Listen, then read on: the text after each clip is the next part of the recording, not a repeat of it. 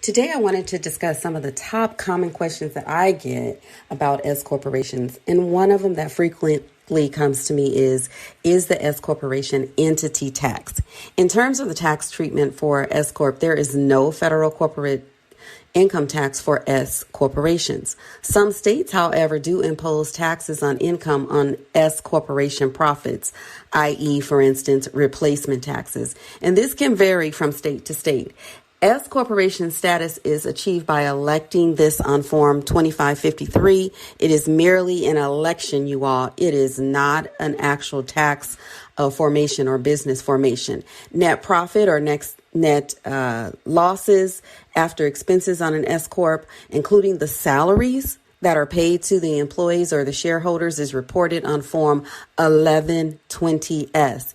And this income or loss, it can be a loss, is passed through to the shareholders on their personal income tax return, which is Schedule S1. Stay tuned for more information on S Corps.